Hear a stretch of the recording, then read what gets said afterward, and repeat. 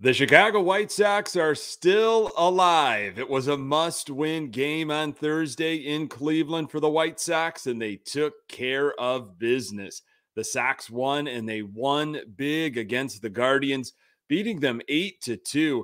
The first 7 hits for the White Sox were for extra bases as they hit 5 home runs in the game. Lance Lynn was outstanding, earning yet another quality start. The Sox now need to continue to bring the fire and swagger against the last place Detroit Tigers. You are Locked On White Sox, your daily Chicago White Sox podcast. Part of the Locked On Podcast Network, your team every day.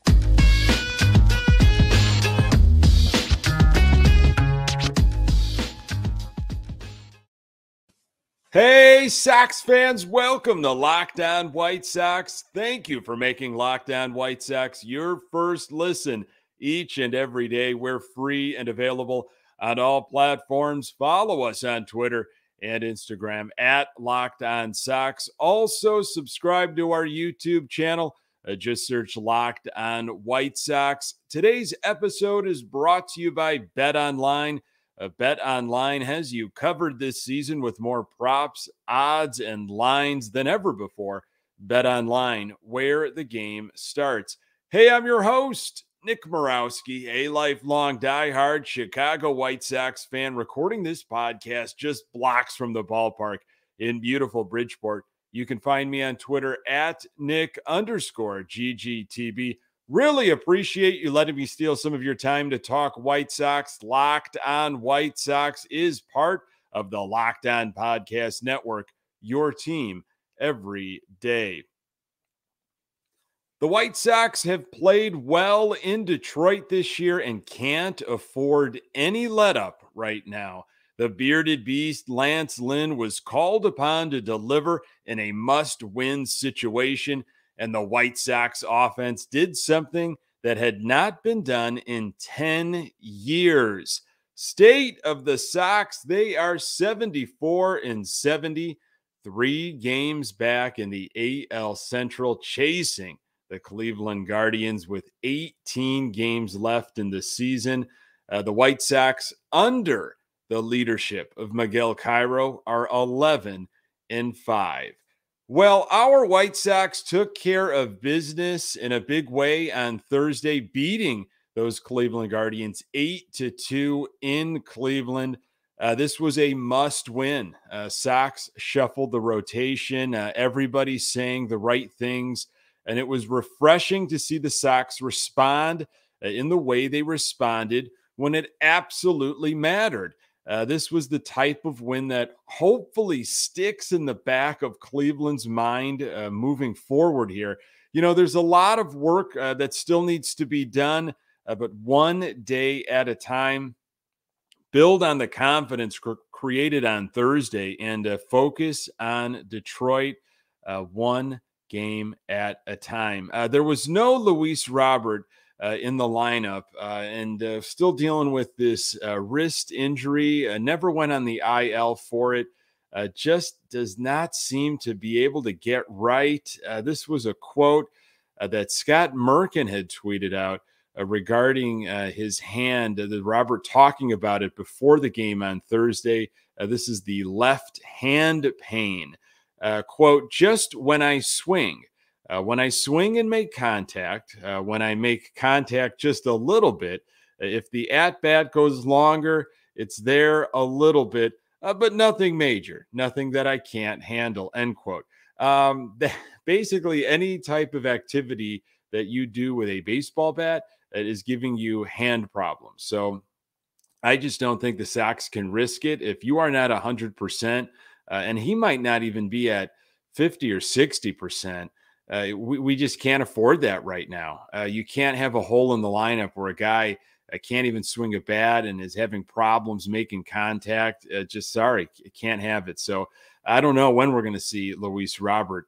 Did not see Tony La Russa in Cleveland. He did not make the trip, and I'm hearing that he will not make the trip to Detroit either. Tony La Russa was around the team for 3 games, 1 game in Oakland, and then 2 against the Rockies in Chicago. Sox went 1-2 during that stretch. So no La Russa in Detroit. I think that's a good thing. White Sox offense, boy, they were clicking on all cylinders. Sox were 0 for 11 with runners in scoring position during Wednesday's loss to the Colorado Rockies. I was hoping for a better effort in that department, but the Sox did far more. They brought the power. Cleveland decided to throw Hunter Gaddis. That's right. Hunter Gaddis was on the mound for Cleveland Guardians. He made his MLB debut on August 5th. Gaddis has an 0-1 record, a 21.06 ERA in the major leagues. Had some decent numbers down on the farm. But, maybe the Guardians here were hoping to steal a game, willing to concede Thursday. They were not maybe terribly worried about losing one game considering their situation. Whatever the reasoning was, the Sox bats came alive against a pitcher they have not seen before, and hopefully the Guardians' decision comes back to haunt them. Not much happening in the first inning. We got a glimpse of what Gaddis was going to give you, though. 94, 95 miles per hour. Sox went down in order, ground out, fly out, and then line out. But then second inning, the Sox broke out the bats and really did not stop. Long at bat for Gavin Sheets in the second inning, just wore out Gaddis and then took him deep. 2-run home run to right field. And then Andrew Vaughn blasts a solo shot to left field. Sox go back to back. It is 3-0 White Sox. Third inning, Cleveland did get on the board in their half of the second. Yoan Moncada with a bomb to center field. It is 4-1 Sox. They got the run back from the bottom of the second. Abreu with the double. Sox really starting to tee off on Gaddis. Don't stop now because Cleveland is not going to stop. Got to keep piling those runs on. Fourth inning, White Sox with their fourth home run of the game. Yasmani Grandal made up for an error in the first and crushed a home run to right center. 5-1 White Sox. Fifth inning, this was something that Elvis Andrus had said after Wednesday's loss. Quote, tomorrow's going to be a really good game for us to go out there and put up a statement, end quote. And Elvis Andrus backed up the talk, destroyed a pitch and put it in the seats in left field. 6-1 White Sox. Moncada with his second hit, rips one off the wall in left field. Abreu punched one through up the middle. Moncada scored from second. He seems to be running well. It's 7-1 White Sox at this point in the fifth, and that was the first run that was really manufactured, not as a result of a home run. Cleveland finally pulled Gaddis at this point. Seventh inning, Moncada with his third hit of the game. He was a triple short of the cycle. Sox continued to pile it on in the ninth inning, tacking on another run. Absolutely love seeing this. Leave Cleveland with a lot to think about and their decision to start Gaddis and move McKenzie to Friday against the Twins. Sox offense, unreal. 8 runs, 13 hits, 5 home runs. Sox had home runs in the second, third, fourth, and fifth innings. It was the first time since 2012 where something like that has happened. First 7 hits were extra base hits. Here I am worrying about runners in scoring position when they just decided to bring the power. Yoan Moncada was 4 for 5, a triple short of the cycle. The Chicago White Sox, they shuffled their rotation and they asked Lance Lynn to be the man. I'm going to tell you why it was such a great decision. More on that in a moment. BetOnline.net is your number one source for all your pro and college football betting needs and sports info this season. Find all the latest football league developments, game matchups, news, and podcasts, including this year's opening week's games. BetOnline is also your continued source for all your sporting wagering information, including live betting, esports, and scores. The fastest and easiest way to check in on all your favorite sports and events, including MLB, MMA, boxing, and golf. Head to the website today or use your mobile device to learn more about the trends in action. BetOnline, where the game starts. The bearded beast, Lance Lynn, he'll give you a variety of fastballs. Like most pitchers, he's successful when he pitches to the corners and mixes in the cutter and off-speed stuff to keep hitters off balance. Setting up the hitter in the at-bat or later in the game is key. Moving up the ladder with the fastball.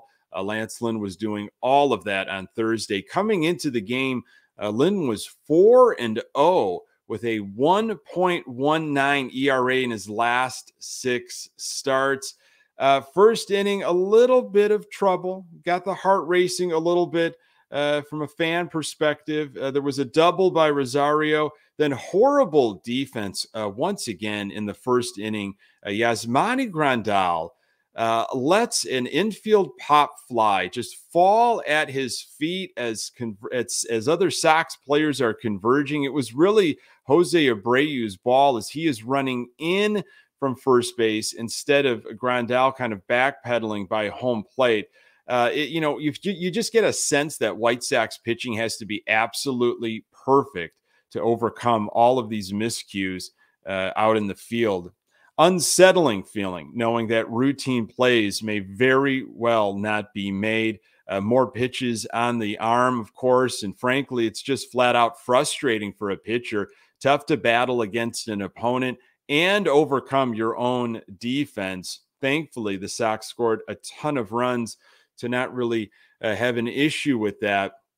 Second inning, Sox just scored 3 runs, provided a nice cushion for Lynn. Back-to-back doubles to start things off in the inning. Cleveland scored to make it 3-1 Sox. Cleveland is just relentless. You got the feeling here early in the game.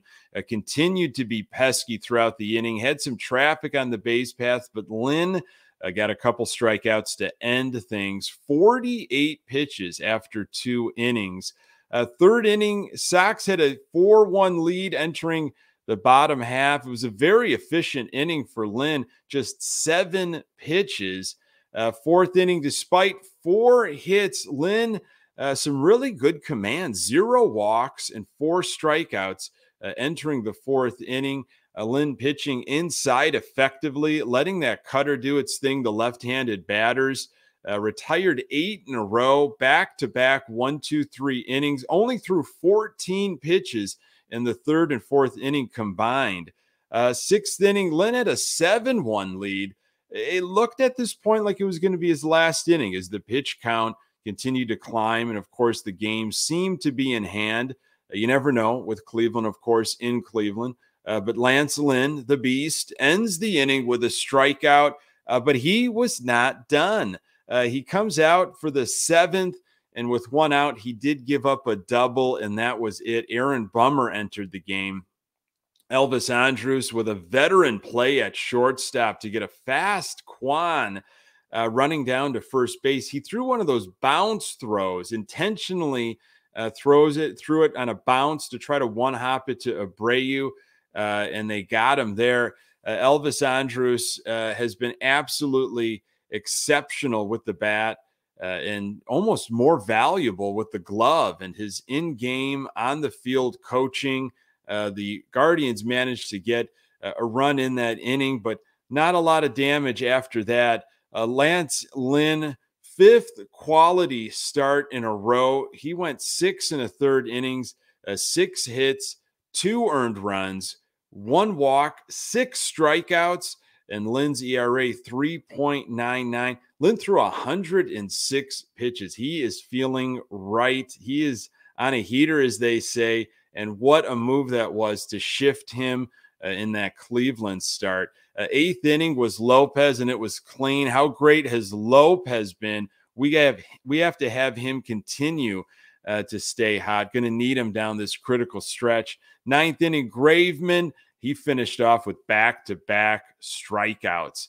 The energy, the intensity, you can't stop now. The White Sox cannot stop as they head to Detroit for the last time this season. I'm going to tell you why the Sox will sweep the Tigers. More on that in a moment.